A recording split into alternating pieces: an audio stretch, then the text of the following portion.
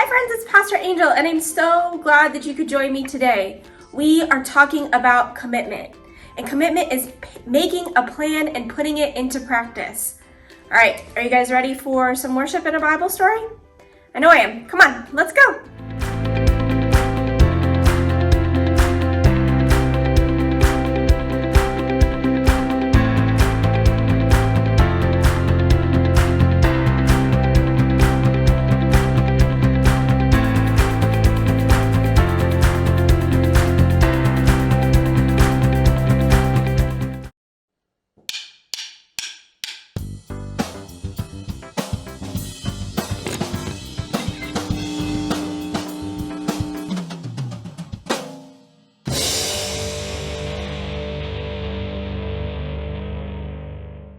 Have you ever decided to do something really big?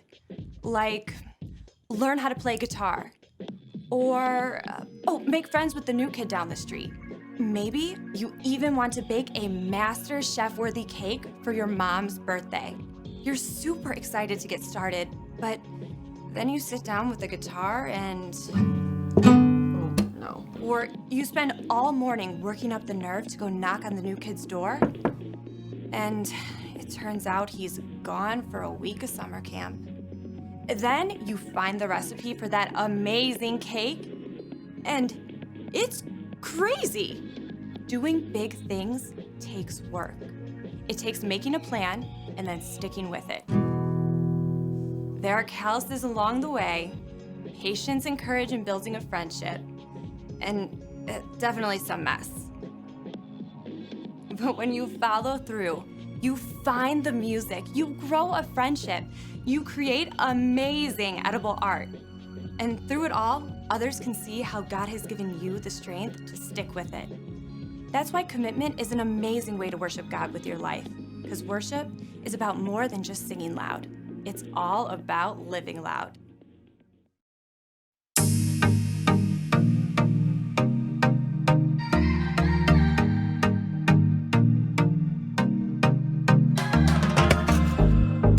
Plans for me are good. You hold my future. You're working all the time. You're the mountain mover. From sunrise to sunset, till the sun comes back up again. You're by my side. You started a good work in me. I know that you will complete it. You will see it through. In everything that you say you'll do, 'cause I believe that you are faithful, oh, you are faithful, oh, you are faithful.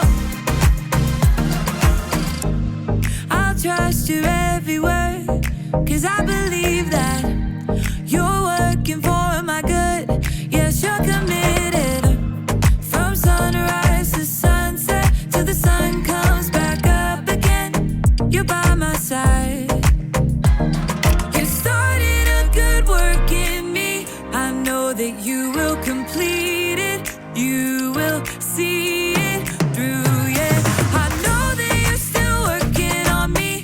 And everything that you say you'll do, 'cause I believe that you are faithful, oh, you are faithful, oh, you are faithful.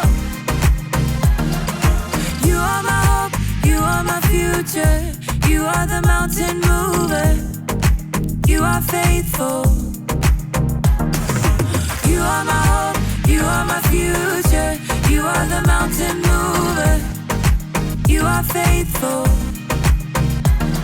You started a good work in me. I know that you will complete it. You will see it through, yeah. I know that you're still working on me. In everything that you say you'll do, 'cause I believe that you are faithful, oh, you are faithful, you are faithful, oh, you are faithful, oh, you are faithful, oh, you are faithful.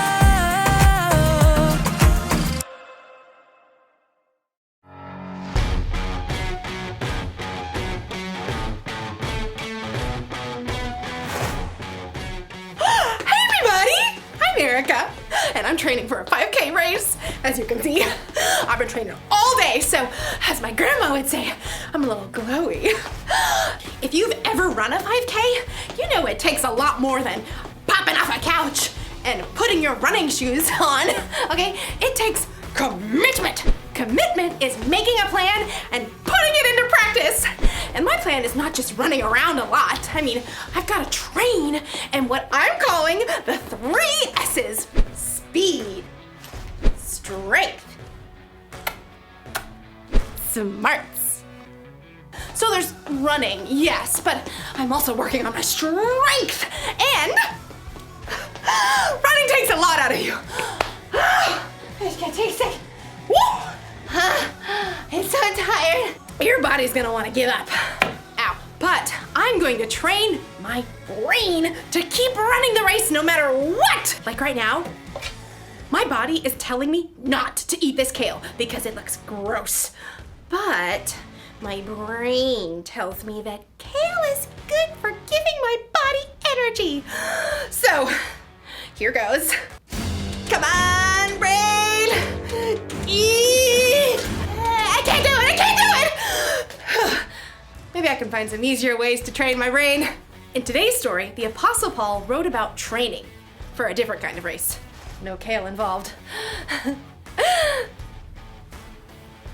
What? No, no, no, no, no! The Bible. It's 66 books of history, stories, letters, and poetry that fit together to form God's one big story. The epic adventure of how He created us and loves us so much that He made a way to rescue us. As we travel through the Bible, from Genesis to Revelation, we discover people who met God and found their lives changed forever. Now, for an amazing story inspired by the book of 1 Corinthians, chapter 9, verses 24 through 25. Did you know that some writers of the Bible talk sports? Well, not every sport, but at least one that you are familiar with.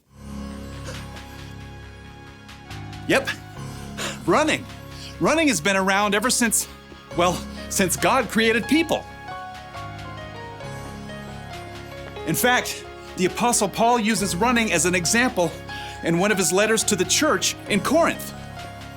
In a race, all the runners run, but only one gets the prize. You know that, don't you? So run in a way that will get you the prize. Now, Paul is talking about more here than just running, but first you have to understand what it takes to run a long race. Let's say you want to run a marathon. That's 26.2 miles. There's no way you can just hop up off the sofa where you've been playing video games for months and run that far. So, you need a plan. When I was preparing for my first marathon, I found this plan. I started training more than 4 months ahead of the race, and I started with just a few miles at a time. Once you've got a plan, well, then you gotta move. That means short runs, long runs, and cross-training to work other muscles and prevent injury. Next up, you've got to fuel. Plenty of water, of course. Plus, you need healthy carbs for your long runs like bananas. And maybe some spaghetti and meatballs. What's the last part of your training? Get ready for it. Rest. If you don't rest and let your body recover, you'll get burnt out or injured. The last few days before a marathon, you don't even run at all. Oh, yeah. Running a long race is no joke. But Paul says what we're doing right now, you and me, is even more important. All who take part in the games train hard. They do it to get a crown that will not last. But we do it to get a crown that will last forever. So I do not run like someone who doesn't run toward the finish line. I do not fight like a boxer who hits nothing but air. Paul packs a lot of weight into just a few sentences. Whether you planned it or not, we are all running a race right now. Okay, so that's a little crazy. Clearly, I'm standing here talking to you, and you aren't outside running laps either. But Paula is talking about a way of life, a journey. We're all focused on the finish line, life forever with Jesus, but in the meantime, every step along the way is important as we live out what matters most. Jesus reminded his followers, Love the Lord your God with all your heart and with all your soul. Love him with all your mind. Love your neighbor as you love yourself. Yep, love God, love others. That's what matters on this journey together. But just like you can't skip from jogging one lap around the school gym to running a 26.2-mile race, you're gonna need some practice. Your Love God, Love Others marathon needs a training plan. Now, none of us have it all figured out, but here are 4 important things to start with. In fact, you may already be doing some of them. First point, hear. God is the master teller of this amazing story. He's the author of this whole race, so the most important thing is learning to hear from God. That means digging into God's Word and hearing the stories and wisdom from people who walked with Him. And you can also hear from God from people around you in your life who know and follow Him. Now, here's the second step in training for our Love God, Love Others marathon. Pray. Okay, when you hear pray, you might think, In nomine Patris et Filii et Spiritus Sancti. Truth is, you don't need fancy words to pray. You can talk to God anytime, anywhere, about anything, just like talking to your mom or your best friend. Now let's take a look at point 3 in our training plan. Talk. Hello out there! Tell other people what God has been up to in your life, what's changing, how you're learning to love others better. And here's the final point in your Love God, Love Others training plan. Live. Live for God.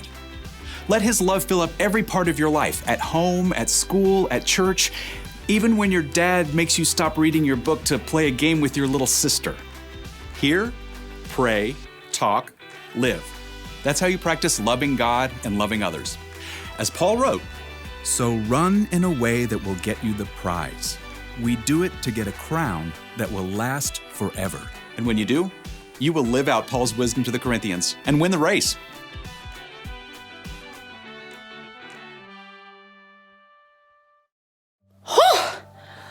When the Apostle Paul wrote about running a race, it was about way more than a 5K. It was about life, because sometimes life can feel like a race. That's why we've got to train. We need to make a commitment to practice what matters most. Jesus taught that what matters most is to love God and love others. How do you do that? Well, you can start with these 4 words. Hear, pray, talk, and live. Hear. Hear from God. Pray. Pray to God. Talk. Talk about God. Live. Live for God. In the race of life, you can't always rely on your own strength. You'll need God's help and wisdom to keep running. It's not always going to be easy. You may even want to give up. But it's better to keep going, because loving God and loving others is the most important thing you will ever do. Here's the one thing to remember today. Keep practicing what matters most, loving God and loving others. This may come natural to you, or it may seem totally new. Whatever the case, just commit to training a little bit every day. It'll be good for you. I guess if I commit to training, I need to do what's good for me and try a little bit of kale.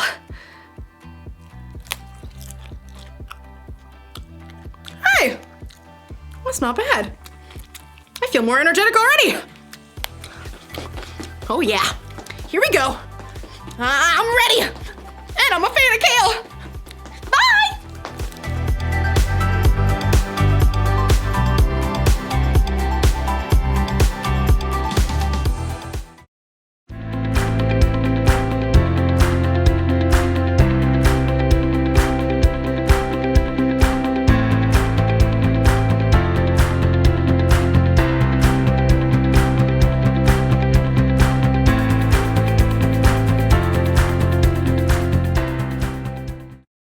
What an amazing time of worship and a Bible story.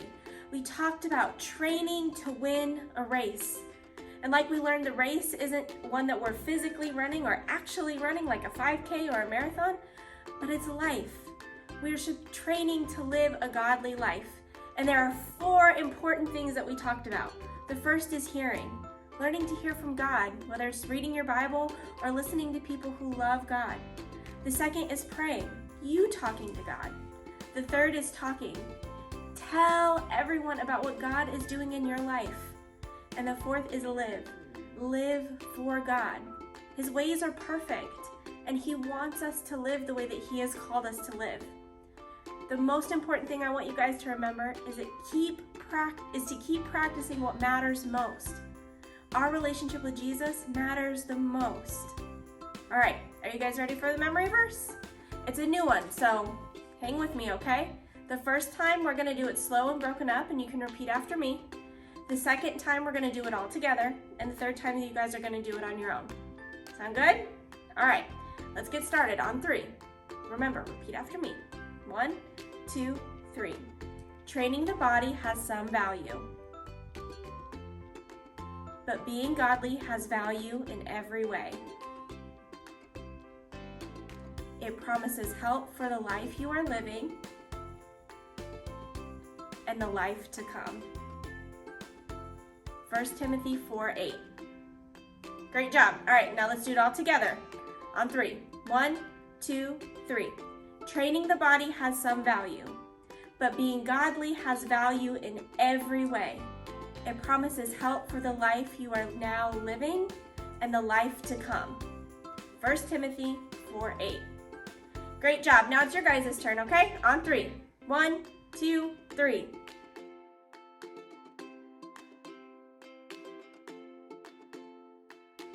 Great job, guys. I'm so proud of you. I'll see you next week. Bye.